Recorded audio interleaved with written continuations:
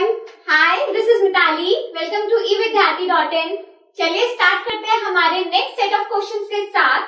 Now which are on the page number 136 और हमारा पहला क्वेश्चन क्या है एक बार देखते हैं. What do you mean by free fall? तो यहाँ पर हमसे फ्री फॉल का कॉन्सेप्ट जो हमने चैप्टर में भी पढ़ा है, काफी डिटेल में पढ़ा है, देखा है कि किस तरीके से अर्थ के सेंटर और पूरा वो जो डेरिवेशन हमने किया था ग्रेविटेशनल कांस्टेंट वाला, then acceleration due to gravity का कॉन्सेप्ट भी इसी में आया था. उसी के बारे में हमें शॉर्ट में समझाना है. ठीक है. So what it is? When an object is dropped from a certain height, it begins to fall on the surface of the earth due to the gravitational force which pulls every object towards its centre. तो basically होता क्या है free fall में, एक बार फिर से इसे देख लेते हैं. सपोज कोई भी एक ये बॉल है और अगर हमने इसे किसी सर्टेन हाइट से ड्रॉप किया है on the surface of the अर्थ, है ना, तो क्योंकि ये हमारे सरफेस की तरफ आ रही है, अर्थ के सरफेस की तरफ मूव कर रही है. क्यों मूव कर रही है? Because of the earth gravitational pull.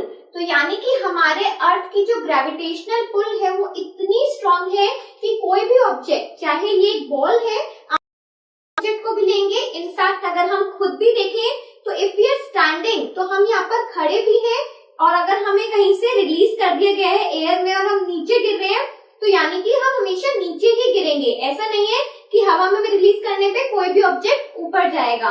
तो ऐसा क्यों होता है? Because of the earth gravitational pull. और वो पुल काफी स्ट्रांग है जिसकी वजह से हर बार वो हमें अपनी तरफ खींचने की कोशिश करता है. ठीक है. सो इस movement of such an object is known as the free fall. तो ये जितना भी मूवमेंट होता है किसी भी ऑब्जेक्ट का हो चाहे वो क्या कहलाया जाता है? That is known as the free fall. ठीक है. चलिए अब मूव करते हैं अपने नेक्स्ट क्वेश्चन की तरफ. चलिए देखते हैं हमारा सेकंड क्वेश्चन अब क्या कहता है. What do you mean by acceleration due to gravity? तो यहाँ पर आप देखोगे कि फ्री फॉल के बाद हमारा कॉन्सेप्ट किसका आया था? एक्सेलरेशन ड्यू टू ग्रेविटी का ही था. तो अगेन ये टाइप का कंटिन्यूएशन आप समझ लीजिए कि फ्री फॉल के बाद हमसे क्या पूछा गया है कि भाई जो इससे कॉन्सेप्ट आया है आपका एक्सेलरेशन का वो भी डिफाइन कर दीजिए. ठीक है. तो चलो एक बार देखते हैं कि किस तरीके से हम इसे डिफाइन करेंगे. Now when an object falls freely towards the earth's surface due to its gravitational pull. तो ये हमने फ्री फॉल में भी अच्छे से देखा है कि कोई भी ऑब्जेक्ट अगर एक सर्टेन हाइट पे है then it falls. जब भी हम उसे एयर में रिलीज करेंगे तो वो हमेशा नीचे की तरफ उसका मूवमेंट रहता है. Why? Because of the gravitational pull. तो क्योंकि the velocity of the object changes, thus produces an acceleration. तो हुआ क्या था फ्री फॉल में? एक बार जल्दी से उसे रिवाइज कर लेते हैं अपने फ्री फॉल के कॉन्सेप्ट को कि अगर कोई भी ऑब्जेक्ट हमारा फॉल कर रहा है बिकॉज वो यहाँ पर है, स्टिल है, तो दैट मीन्स उसका जो हम इनिशियल वेलोसिटी लेते थे वो रेस्ट पे लेते थे, है ना. तो यू हमारा 0 होता था. बट जैसे जैसे वो नीचे आ रहा है तो हमारा जो अर्थ है उस पर क्या लगा रहा है? टाइप की फोर्स लगा रहा है, जिसकी वजह से जैसे ही वो नीचे आएगा उसकी वेलोसिटी में हमें चेंज देखने को मिल जाएगा.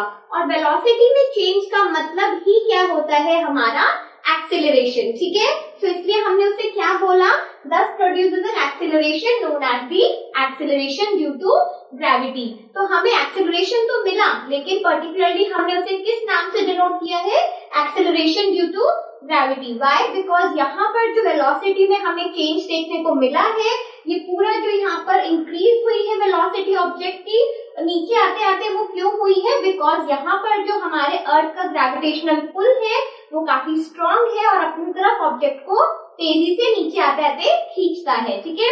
thus producing a change in the velocity and hence it is known as the acceleration due to gravity. चलिए अब ये आपको समझ आ गया कि हमारा acceleration due to gravity picture में आया कैसे है. Now it is represented by, denoted by small g and इसकी जो वैल्यू है वो कितनी है? 9.8. और साथ में यूनिट में हम क्या ध्यान रखेंगे? क्योंकि this is an acceleration that means इसका जो सेम यूनिट होगा एक्सेलरेशन कैसा? Which is metre per second square. ठीक है. तो यहाँ पर हमारे स्मॉल जी की वैल्यू जो है आपके काफी न्यूमेरिकल्स में भी आएगी, तो आपको इसे याद रख सकते हो. और कई बार ऐसा होगा आपको कि क्वेश्चन में ना आपको क्वेश्चन के साथ ही नीचे दे दिया जाएगा कि you have to take the value of small g as 9.8 metre per second square. ठीक है. तो यहाँ पर ये आपसे पूछा भी जा सकता है, तो इतना कोई हार्ड तो है नहीं, डिफिकल्ट नहीं है कि भैया ये वैल्यू को हम याद नहीं रख सकते हैं, वी नीड टू, ठीक है। तो इसे हम याद रखेंगे। प्लस एक बार आपको ये भी मैं याद दिला देती हूँ कि हमारा जो g है और इसकी जो वैल्यू है वो कैसे आई थी। हमने एक कॉन्सेप्ट किया था, आपको फ्री फॉल में याद होगा कि स्मॉल g कैसे आता है हमारे पास, एक ग्रेविटेशनल कांस्टेंट होता है, then mass of the earth upon the d square या फिर आर स्क्वायर, आप कुछ भी ले सकते हैं। दैट मीन्स रेडियस का हमने यहाँ पे स्क्वायर लिया था, ठीक है। तो अगर आपने अभी फ्री फॉल वाला कॉन्सेप्ट आपको रिवाइज करना है तो वापस आप उस वाली वीडियो पे आपको मेरे डिस्क्रिप्शन बॉक्स के लिंक में मिल जाएगा, ठीक है। उसे देखो और समझो कि फ्री फॉल का कॉन्सेप्ट क्या था, आपको सारा याद आ जाएगा और फिर आपके लिए ये आंसर्स को फॉलो करना बहुत इजी होगा, ठीक है। तो चलिए, आई होप आपको gravitation due to acceleration due to gravity आपको अच्छे से समझ आया हो। Now moving on to the next question. Keep learning, keep watching, stay tuned with us. Up till then, bye.